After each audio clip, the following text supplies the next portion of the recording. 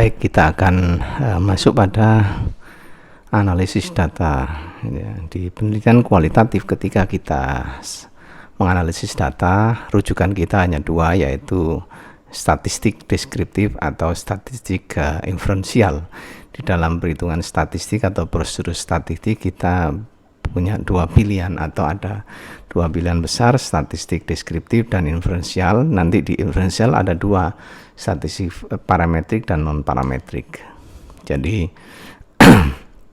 apa itu statistik deskriptif? Itu ketika kita mau melihat frekuensi, mau mendeskripsikan sesuatu hanya tanpa mengasosiasikan sesuatu. Jadi kita di dalam prosedur statistik itu ketika kita mendeskripsikan saja, nanti ada penelitian deskriptif kuantitatif. Nah, di situ kita menggunakan analisis statistik deskriptif. Satunya adalah analisis inferensial. Di analisis inferensial ini ada dua, yaitu inferensial parametrik dan non parametrik. Ya, ini contoh misalnya analisis pertanyaan-pertanyaan yang kita gunakan untuk satu penelitian yang menggunakan statistik deskriptif, ya, umpamanya faktor apa yang mempengaruhi sesuatu, bagaimana sikap X terhadap Y dan seterusnya, apa bentuk program-program manajemen di sekolah, umpamanya kita ingin mengetahui hal itu. Semua menggunakan statistik deskriptif, misalnya frekuensi, kemudian nilai ratanya seperti apa, grafiknya seperti apa, nanti ke tole, ya, semacam penggambaran deskripsi saja. Itu semua di statistik deskriptif. Nah, kita masuk ke statistik inferensial. Dalam statistik inferensial itu dibagi dua, statistik parametrik dan non parametrik.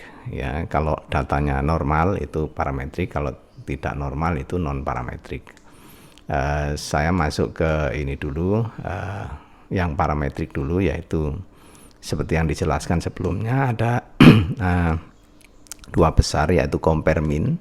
Yang ini diantara compare mean ini adalah UGT, dites, ANOVA, MANOVA dan seterusnya. Itu kelompoknya analisis atau alat compare mean tadi, atau kalau di SPSS itu diklik compare mean, di analisis, bagian analisis diklik, kemudian ada compare mean, diklik, masuk pilihan itu.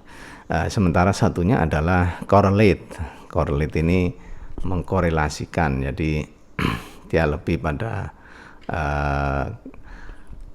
prediksi, ya, prediksi asosiasi. Di situ ada person product moment, Ross Perman, kemudian regresi, canonical dan seterusnya, termasuk path analysis, analisis jalur masuk di situ.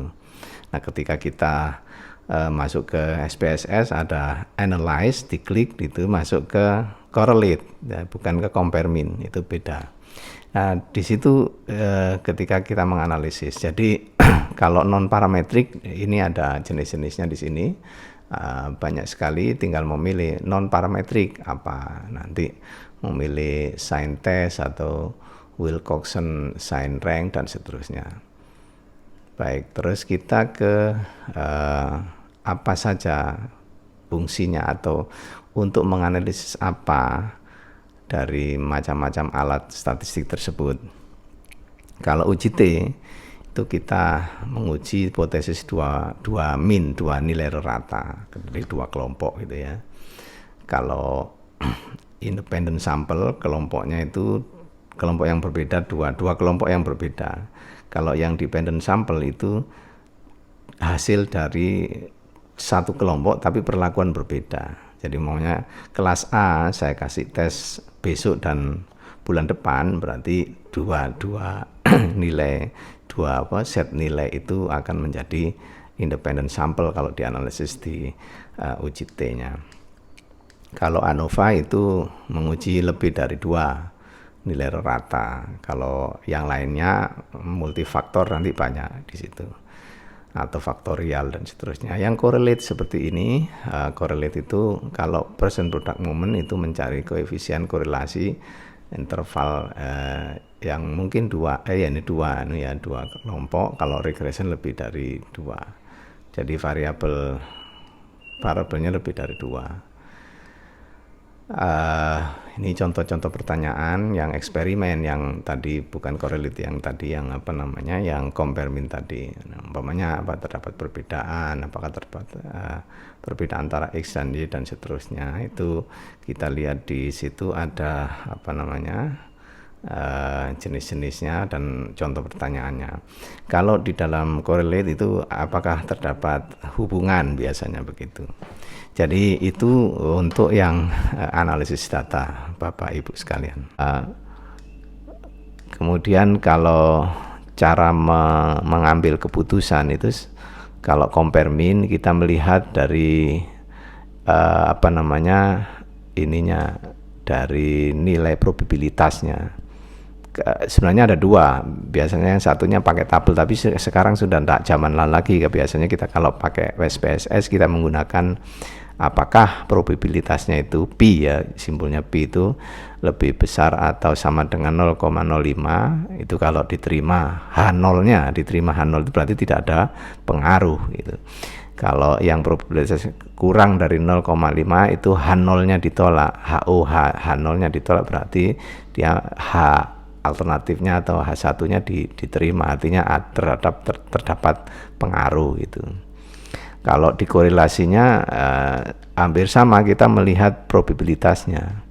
Jadi ya rumusnya sama, tapi di dalam korelasi itu biasanya ada nilai korelasi atau koefisien korelasi yang nilainya min 1 sampai plus 1. Itu untuk menunjukkan kekuatan korelasinya. Jadi ada dua yang kita lihat, yaitu kekuatan korelasinya seberapa, kemudian apakah signifikasi dari hubungan itu ditolak hipotesis nolnya atau tidak gitu.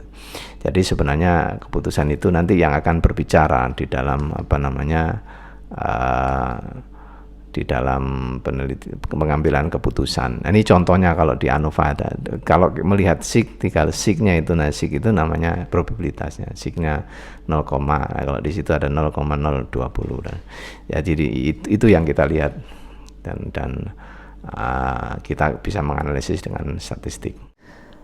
Demikian para mahasiswa, semoga apa yang disampaikan saat ini bermanfaat bagi kita semua. Wassalamualaikum warahmatullahi wabarakatuh.